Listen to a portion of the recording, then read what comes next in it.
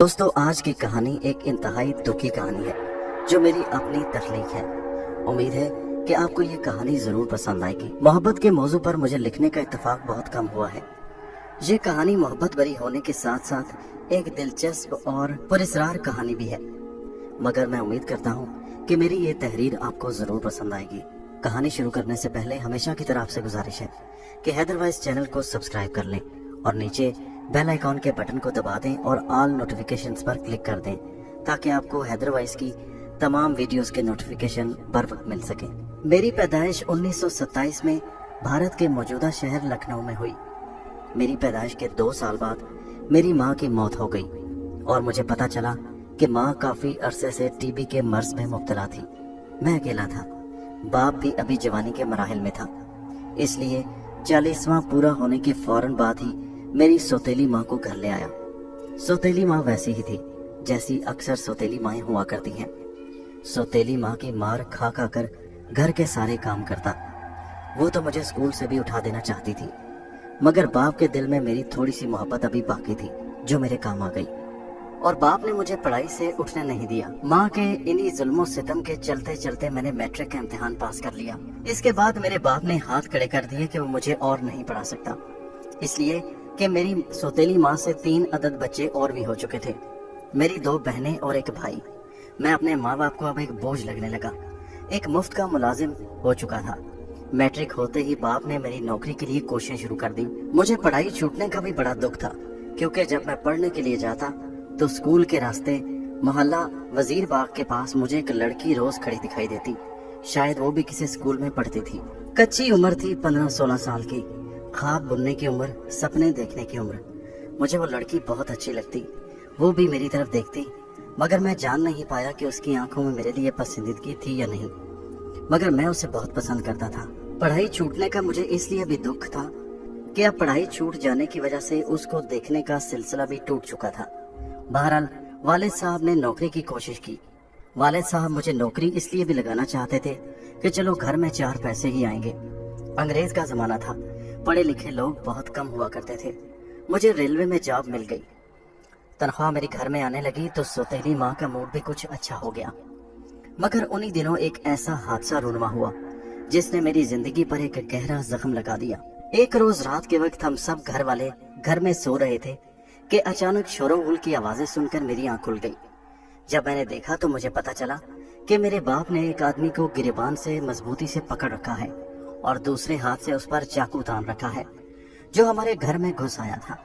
میں سمجھا کہ شاید کوئی چور اچکا ہوگا، مگر جب میرے ابا نے اسے چاقو کے پے در پے وار کر کے میری آنکھوں کے سامنے سنگ دلی سے قتل کر ڈالا تو صورتحال کی سنگینی دیکھ کر میرے ہوش و حواس اڑ گئے۔ میری سوتیلی ماں سے اس کے ناجائز تعلقات تھے، وہ ہمارے گھر عزت پر ڈاکہ ڈالنے آیا تھا، اور وہ ذلیل اور مکار عورت 3 بچوں کی ماں ہونے کے باوجود اپنے شوہر کو دھوکہ دیتی رہی۔ اس آدمی کو قتل کرنے کے بعد میرا باپ میری سوتیلی ماں کی طرف بڑھا۔ میری سوتیلی ماں چلانے لگی، معافیاں مانگنے لگی، رونے پیٹنے لگی، گڑ گڑانے لگی اور زندگی کی بھیک مانگنے لگی۔ مجھے سوتیلی ماں پر ترس آ گیا، میں اسے بچانے کے لیے اس کی طرف بڑھا، مگر میرے باپ نے مجھے زوردار دھکا دے کر ایک طرف کیا اور میری آنکھوں کے سامنے اس نے میری سوتیلی ماں کو بھی بے دردی سے قتل کر ڈالا۔ میرے باپ پر جیسے عجیب سی جنونی وحشت طاری ہو چکی تھی۔ میں اسے روکنے کی ہر ممکن کوشش کر رہا تھا، مگر میرا باپ زور اور طاقت میں مجھ سے کئی گنا زیادہ تھا۔ اس کے بعد ایک روح فرسا منظر دیکھنے کو ملا جس نے میرے ہوش و حواس گم کر دیے۔ اس کے بعد میرے باپ نے میرے 3 چھوٹے بہن بھائیوں کو بھی موت کے گھاٹ اتار دیا، اور اس سے پہلے کہ وہ مجھے مارنے کے لیے میری طرف بڑھتا میں باپ کی وحشت کو پہلے ہی بھانپ چکا تھا۔ بڑی مشکل سے میں وہاں سے جان بچا کر بھاگا، وہ مجھے مارنے کے لیے میرے پیچھے دوڑا، مگر میں اس وقت جان بچانے کے لیے اتنی تیزی سے بھاگا کہ وہ مجھے پکڑ نہ سکا۔ میں نے گھر سے بھاگ کر ایک دوست کے گھر میں جا کر پناہ لی اور اسے تمام صورتحال سے آگاہ کیا۔ میرے دوست کے والد کچھ لوگوں کو لے کر ہمارے گھر گئے، مگر پتہ چلا کہ ان سب کو مار ڈالنے کے بعد میرے باپ نے بھی اپنی گردن پر چاقو چلا کر خودکشی کر لی۔ آن کی آن میں پورا گھر برباد ہو گیا اور میں اس دنیا میں بالکل اکیلا رہ گیا۔ تفتیش چلتی رہی کیونکہ اس پورے خاندان میں میں ہی بچا تھا، اس لیے پولیس روز مجھ سے پوچھ گچھ کرنے آتی، مگر آخر یہ بات ثابت ہو گئی کہ اس پورے خاندان کے قتل میں میرا کوئی ہاتھ نہیں تھا۔ میں اس گھر میں اکیلا رہ گیا، बिल्कुल अकेला इस भरी दुनिया में तन्हा। अब मेरा कोई नहीं था। वो खाली घर मुझे काट खाने को दौड़ता। अभी कुछ रोज पहले ये घर जिंदगी की रनाइयों से भरपूर था। खास तौर पर अपने बाप और छोटे बहन भाइयों को याद करके मैं बहुत रोता, आंसू बहाता। जब दिल बहुत बेचैन और बेकरार हुआ तो मैंने अपने एक अफसर से बात की कि मेरा ट्रांसफर यहाँ से किसी और शहर में कर दिया जाए। मैं अब इस शहर में नहीं रहना चाहता, मेरा अब इस शहर में दिल नहीं लगता। मेरे अफसर पूछने लगे कि यहाँ से जाकर क्या करोगे, कहाँ जाओगे, घर का क्या करोगे। मैंने कहा घर किराए पर चढ़ा दूंगा। उन्होंने मुझे रोकने की बहुत कोशिश की, लेकिन मैं अपनी जिद पर अड़ा रहा। फिर मेरे अफसरों ने मुझे बताया कि लखनऊ से तुम्हारी ट्रांसफर हो गई तो तुम्हें लाहौर से आगे एक छोटे से कस्बे नुमा स्टेशन पर भेज दिया जाएगा। सिर्फ वही एक जगह ऐसी खाली नजर आ रही है जहाँ पर एक आदमी की जरूरत थी। तुम्हारा ट्रांसफर वहाँ किया जा सकता है। मैंने सोचे समझे बगैर हाँ कर दी। मैं उस वक्त लखनऊ से भागना चाहता था। एक सिख दोस्त की मदद से मैंने मकान को किराए पर चढ़ा दिया। अपने मुख्तसर सामान को बांधकर उस मकान को जो किराए पर चढ़ा चुका था उस पर एक अलविदाई नजर डाली और लखनऊ से लाहौर की ट्रेन पकड़ी। लाहौर पहुंचकर वहां से एक दूसरी ट्रेन में उस कस्बे में पहुंच गया। बिल्कुल एक छोटा सा वीरान कस्बा का स्टेशन था। कस्बा स्टेशन से 2-2.5 मील दूर था। मुझसे पहले उस रेलवे स्टेशन पर सिर्फ एक ही मुलाजिम था जिसकी सेहत अक्सर खराब रहती। उसने दरख्वास्त दे रखी थी, इसी वजह से मुझे उस जगह तैनात किया गया था।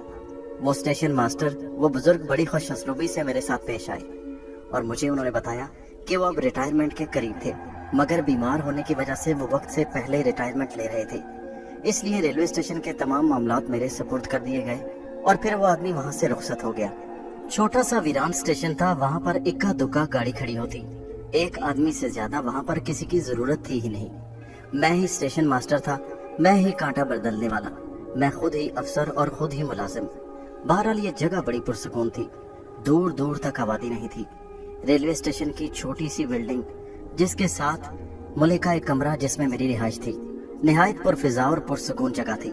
यहाँ पर आकर भी मैं हर वक्त अपने बाप और भाई बहनों को याद करके रोता रहता। शुरू में मुझे इस वीरान जगह पर थोड़ा थोड़ा खौफ भी महसूस होता, क्योंकि इस इमारत के इर्द गिर्द ऊंची ऊंची घास, झाड़ियां और दरख्त उगे हुए थे। बहुत कम ऐसा होता कि किसी वक्त मुझे कोई चरवाहा दूर से दिखाई देता जो 2-2.5 मील दूर कस्बे से किसी वक्त अपने जानवर चराने यहाँ पर आ जाते।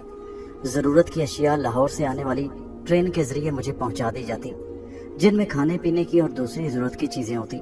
रेलवे अफसरान ऐसे मुलाजमीन का खास ख्याल रखते जो आबादी से दूर किसी स्टेशन पर तैनात होते, इसलिए मुझे स्टेशन से बाहर कभी निकलने की जरूरत पेश न आई।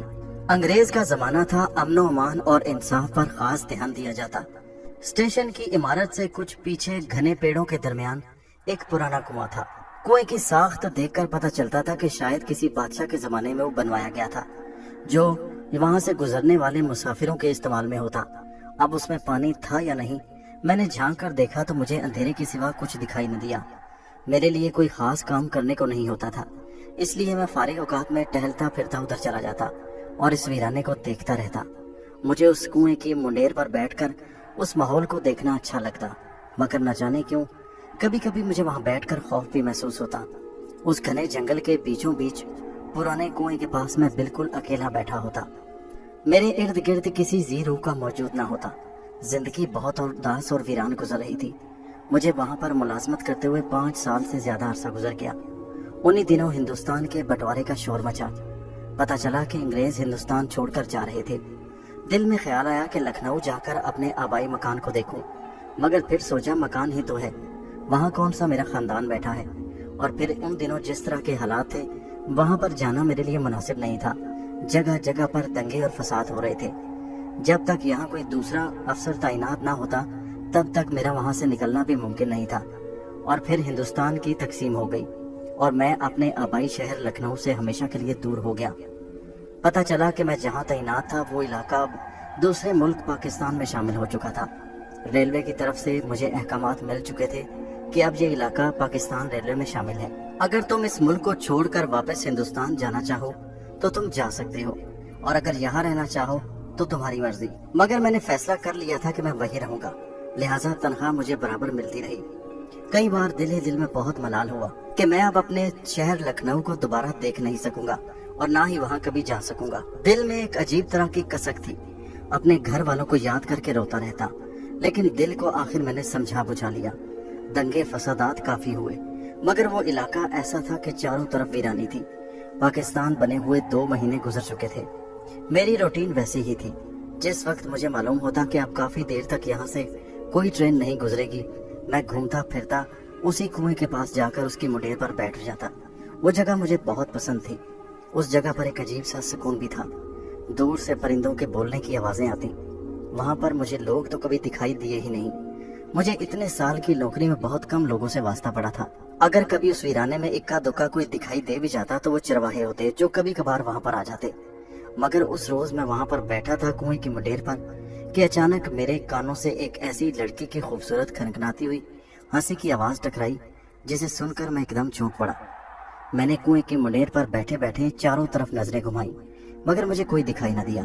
मैं चौंक पड़ा और फौरन उठकर सामने दरख्तों के झुंड की तरफ बढ़ गया। उनके पास इर्द गिर्द हर जगह देखा, मगर मुझे वहां कोई लड़की दिखाई न दी। मैं वापस कुएं के पास पहुंचा तो ये देखकर मैं दंग रह गया कि जिस जगह मैं बैठा हुआ था ऐन उसी जगह कुएं की मुंडेर पर वही लड़की बैठी हुई थी, जिसे मैं स्कूल जाते हुए रास्ते में देखा करता था। इंतहाई खूबसूरत लड़की, जिसने बड़े अच्छे तहजीब याफ्ता कपड़े पहने हुए थे, सर पर बड़ा सा दुपट्टा ओढ़ रखा था और मेरी तरफ बड़ी मुस्कुराती हुई निगाहों से देख रही थी। ए लड़की, तुम कौन हो?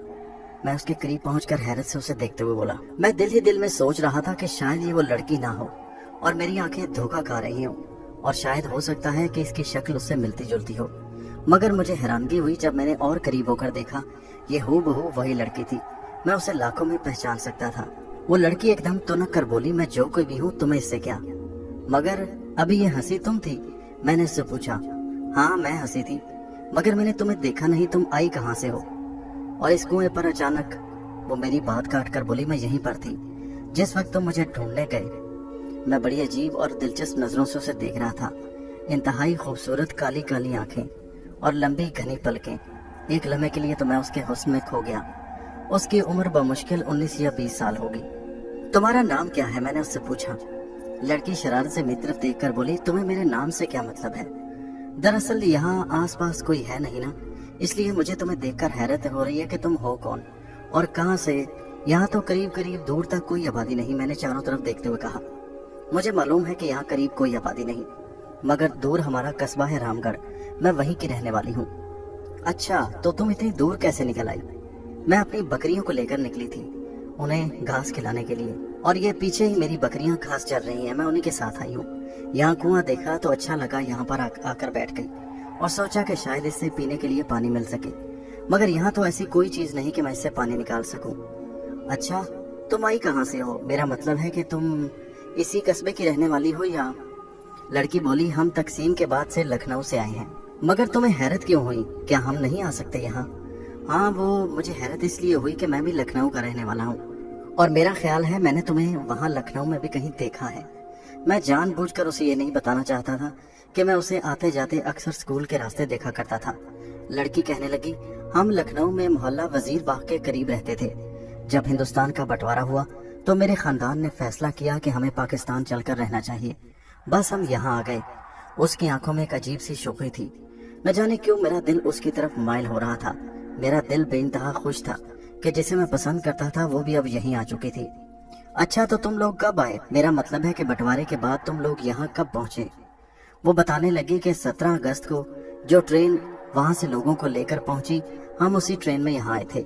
लाहौर आए और फिर लाहौर के बाद हमारे कुछ रिश्तेदार जो रामगढ़ में रहते थे उन्हीं के साथ यहाँ आ गए। वो चाहते थे कि जो रिश्तेदार हमारे हिंदुस्तान से आए हैं वो यहाँ रामगढ़ में आकर रहें। कुछ लोगों ने लाहौर में ही रहना पसंद किया। उसकी आंखों में एक अजीब सी चमक थी। अच्छा, तो तुमने तो अपना नाम मुझे अभी तक बताया ही नहीं। मेरा नाम नाजनीन है, लड़की ने फट से जवाब दिया। वो वाकई नाजनीन थी, एक खिलती हुई कली की तरह। अच्छा, मैं चलती हूँ, मुझे देर हो रही है। वो एकदम मुंडेर से नीचे उतरी और वापस पलटने लगी। अरे, तुमने तो मेरा नाम भी नहीं पूछा। नाम फिर पूछ लोगी, अभी वक्त नहीं है। वो इतना कहकर हंसती वहां से चली गई। अरे, तुम नाराज तो नहीं? नहीं नहीं, नाराज नहीं। मेरी बकरियां घास चर चुकी होंगी, घर वाले इंतजार कर रहे होंगे। मैं उसे आवाजें देता रह गया, मगर वो किसी तितली की तरह वहां से उड़ती हुई चली गई। मैं उसके पीछे भागा, मगर जब पेड़ों के पीछे जाकर देखा तो वहां वो मौजूद नहीं थी। शायद वो अपनी बकरियां लेकर जा चुकी थी। मैं बोझल दिल के साथ वापस आ गया। दूसरे दिन लाशौरी तौर पर मैं दोबारा उसी कुएं की मुंडेर के पास पहुंच गया कि शायद वो कहीं दिखाई दे, मगर वो कहीं दिखाई न दी। मैं कितनी देर उसका इंतजार करता रहा और मायूस होकर वापस लौट आया, फिर उससे अगले रोज भी, और ये मेरा मामूल बन गया। मैं हर रोज उसी वक्त कुएं की मुंडेर के पास जाकर बैठ जाता और उसे देखता रहता, मगर वो ना आई। फिर आखिर एक रोज मजबूर होकर मैंने उस कस्बे की राह ली। मैं उस लड़की के बारे में मालूमात हासिल करना चाहता था। उस लड़की ने अपना नाम नाज़नीन बताया था। 2-2.5 मील के फासले पर उस कस्बे में पहुंचा। वहां पर मुश्किल 25-30 घर होंगे। अब किससे पूछता कि नाज़नीन का घर कौन सा है। इधर उधर घूमता रहा गांव की गलियों में, मगर वो मुझे कहीं दिखाई न दी। किसी से पूछते हुए शर्म महसूस होती थी। फिर मैं नाकाम और मायूस वापस लौट आया। इस बात को 2 हफ्ते बीत गए। मेरा दिल बहुत उदास था। दिल में अजीब सी बेकली और बेचैनी थी। एक रोज मैं उसी कुएं की मुंडेर पर बैठा था और दिल में आस थी कि वो आ जाए, और उस रोज मेरी आस पूरी हो गई। वो आ गई। मैं उसे देखकर जैसे खिल उठा। मैंने बेचैनी से छूटते ही पूछा, अरे तुम कहाँ रह गई थी? मैं उस वक्त से तुम्हें ढूंढ रहा हूँ, तुम्हारा इंतजार कर रहा हूँ। मेरी बात पर वो जोर जोर से हंसी और फिर कहने लगी, रहे ना पागल के पागल, मैं रोज थोड़ी आती हूँ कोई। वो तो बस कभी कभी मेरा दिल चाहता तो बकरियां लेकर चली आती। अच्छा, उस रोज तुम एक दिन वापस लौट गई। मेरा दिल चाह रहा था कि तुमसे बातें करूं, मगर तुम उस दिन चली गई। हाँ, मैंने कहा ना मैं रोज थोड़ा आती हूँ। वो बोल रही थी और मेरा दिल चाह रहा था कि उससे अपनी मोहब्बत का इजहार कर दूं, मगर फिर दिल में सोचने लगा कि वो क्या सोचेगी कि दूसरी मुलाकात है और मैंने इजहार मोहब्बत कर दिया। मगर उसे दिल का हाल कैसे बताता कि मैंने ये 2 हफ्ते उसके बिना कैसे गुजारे। देखो, मैं तुमसे मोहब्बत करता हूँ, मैंने एकदम झट से उसे कह दिया। तो वो हैरत भरी नजरों से मेरी तरफ देखने लगी। अरे अरे, क्या तुम पागल हो? मुझे जानते रख नहीं और एकदम से मोहब्बत हो गई। देखो, मोहब्बत के लिए एक दूसरे को जानना जरूरी नहीं।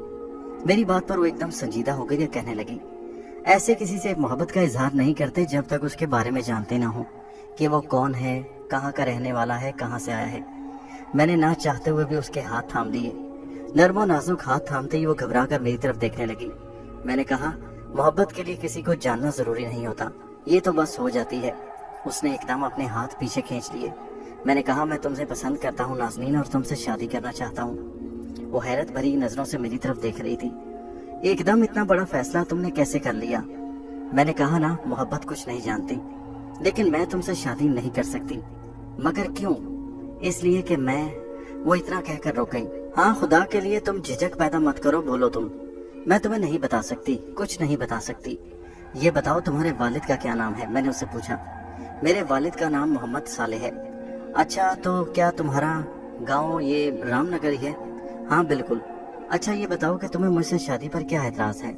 मुझे कोई एतराज नहीं, मगर फिर भी मैं ये शादी नहीं कर सकती, इसलिए कि तुम मेरे बारे में कुछ नहीं जानते ही मैं कौन हूँ। अरे भाई, कुछ बताओगी तो मैं जानूंगा ना। नहीं, तुम्हें जानकर मायूसी होगी। देखो, क्या तुम मुझे पसंद करती हो? मैंने उसकी नजरों में झांक कर देखा तो उसने मुझे देखकर नजरें झुका ली। उसकी आंखों का पैगाम मैं वाज़ेह तौर पर समझ चुका था। वो उठकर जाने लगी तो मैंने कहा, मैं तुम्हारे वालिद से मिलना चाहता हूँ। उसने पीछे मुड़कर मुझे उदास निगाहों से देखा और कहने लगी, कोई फायदा नहीं होगा। नहीं नाज़नीन, मैं तुम्हारी बारात लेकर आऊंगा। मैंने कहा ना, कुछ फायदा नहीं होगा। उसने मेरी तरफ देखा, उसकी आंखों में आंसू झिलमिला रहे थे, और फिर वो भागती हुई वहां से चलती गई। मैं जानता था कि वो भी मुझे पसंद करती है, क्योंकि लखनऊ में मैंने उसकी आंखों में भी अपने लिए पसंद देखी थी। मैं लाशौरी तौर पर उसका इंतजार करता रहा। फिर कई रोज गुजर गए, मगर वो ना आई। मेरे दिल में बेचैनी बढ़ती जा रही थी। इस बात को पूरा महीना गुजर गया। मैं उसकी मोहब्बत में सुलग रहा था। मुझे उससे बेइंतहा मोहब्बत हो गई थी। महीना गुजर गया और मैं अंगारों पर लौटता जा रहा था, और फिर एक रोज मैं उसी कस्बे की तरफ बढ़ा। कस्बे में मैंने एक आदमी से मोहम्मद साले का घर पूछा, मगर वहां पर मोहम्मद साले नाम का कोई आदमी नहीं रहता था। मुझे शदीद हैरत थी। मैं सोच भी नहीं सकता था कि वो मेरे साथ झूठ बोलेगी। हो सकता है ये कस्बा ना हो, किसी और कस्बे में रहती हो। ये सोचकर मैंने दिल को तसल्ली दी। मैंने आसपास की तमाम जगहों पर उसे तलाश किया, जहाँ कहीं मुझे आबादी दिखाई दी, लेकिन मोहम्मद साले नाम का कोई आदमी वहां नहीं रहता था। मजबूर होकर मैंने नाज़नीन का भी पूछा, मगर हैरत या इत्तेफाक की बात समझिए कि वहां पर इन दोनों नामों का कोई पता नहीं था। दिल किसी और से शादी के लिए राजी नहीं होता था। मैं नाज़नीन के सिवा किसी से शादी का सोच भी नहीं सकता था। और फिर उन्हीं दिनों मजबूर होकर मैंने लाहौर जाकर उस ट्रेन में आने वाले लोगों की रिहाइश के बारे में पता चलाने के लिए सोच लिया, और मालूमात का सोचकर एक ट्रेन ड्राइवर से बात की। जिसने मेरी इस मुश्किल का हल निकाला कि मेरी जगह पर एक आदमी को एक रोज के लिए तैनात किया और फिर मैं उसे स्टेशन पर छोड़कर लाहौर रवाना हो गया। लाहौर पहुंचकर मैंने 2 महीने पहले यानी हिंदुस्तान के बंटवारे के बाद 17 अगस्त 1947 को लाहौर पहुंचने वाली ट्रेन जो लखनऊ से आई थी उसके बारे में मालूमात हासिल की कि उसमें हिंदुस्तान से जो लोग आए थे पाकिस्तान हिजरत करके, उनके लोगों के बारे में मालूमात कि वो कहाँ गए और उनके कोई अजीज रिश्तेदार। उस दिन स्टेशन मास्टर के पास मैं बैठा हुआ था तो उसने मेरी तरफ देखकर सवाल किया, खैरियत, क्या उस ट्रेन में आपके कोई अजीज भी आए थे? जी हाँ, मेरे अजीज थे। मैं उनकी रिहाइश के बारे में मालूमात हासिल करना चाहता हूँ कि वो पाकिस्तान के किस सूबे या किस शहर में जाकर आबाद हुए हैं। मेरी बात सुनकर स्टेशन मास्टर के चेहरे पर संजीदगी और उदासी फैल गई। क्यों, क्या बात है, खैरियत तो है? मैंने उसकी उदास शक्ल देखकर फौरन पूछा। हाँ, मुझे बहुत अफसोस है कि आपके रिश्तेदार अगर उस ट्रेन में सवार थे जो 17 अगस्त को दिन 11 बजे यहाँ लाहौर पहुंची थी हिंदुस्तान से। मगर क्यों सर, कुछ बताइए तो सही। 17 अगस्त को एक ट्रेन हिंदुस्तान से यहाँ जरूर पहुंची थी, जिसके बाद ये इलाका पाकिस्तान में शामिल हो चुका था। ये इलाका हिंदुस्तान का नहीं रहा था। मगर 17 अगस्त को जो ट्रेन हिंदुस्तान से लोगों को लेकर यहाँ पहुंची, खसूसन लखनऊ से, मुझे बहुत अफसोस से कहना पड़ता है कि उस ट्रेन में एक भी मुसाफिर यहाँ पर जिंदा नहीं पहुंचा था। पूरी ट्रेन में लाशें ही लाशें बिखरी हुई थी। स्टेशन मास्टर की बात सुनकर मेरा दिमाग भग से उड़ गया। मुझे ऐसा लगा जैसे छत मेरे सर पर आन गिरी हो। मेरी आंखों में आंसू आ गए। स्टेशन मास्टर मुझसे हमदर्दी करते हुए बोला, मुझे बहुत अफसोस है कि अगर आपके अजीज उसमें थे तो वो तमाम के तमाम मारे गए। मैं धाड़े मार मार कर रोने लगा और फिर रोता हुआ वहां से निकला। 1 साल बीत गया। 1 साल मैंने किस तरह नाज़नीन को याद करके रोते रोते गुजारा बयान नहीं कर सकता। इसके बाद मैं कई बार कुएं पर गया मगर वो मुझे कभी दिखाई न दी। मैं कुछ नहीं जानता था कि अगर नाज़नीन मर चुकी थी तो वो लड़की कौन थी जो कुएं पर आकर मुझे मिलती थी। 1 साल के बाद जब हालात कुछ बेहतर हुए तो मुझे लखनऊ जाने का इत्तेफाक हुआ। अपने घर भी जाने से पहले मैंने वजीर बाग के साथ मुलेका मोहल्ले से मोहम्मद साले के बारे में पता कर चलाया तो मुझ पर जो इंकशाफ हुआ वो मुझे परेशान कर देने के लिए काफी था। मोहम्मद साले नाम का एक आदमी हिंदुस्तान से पाकिस्तान जाने वाली ट्रेन पर सवार हुआ था, जिसके साथ उसकी बीवी और 2 बेटियां मौजूद थीं, बड़ी बेटी नाज़नीन और छोटी बेटी तज़ीर। और ये भी पता चला था कि पाकिस्तान तक पहुंचते पहुंचते दंगाइयों और बलवाइयों के हमले में उस ट्रेन के तमाम लोग मारे जा चुके थे।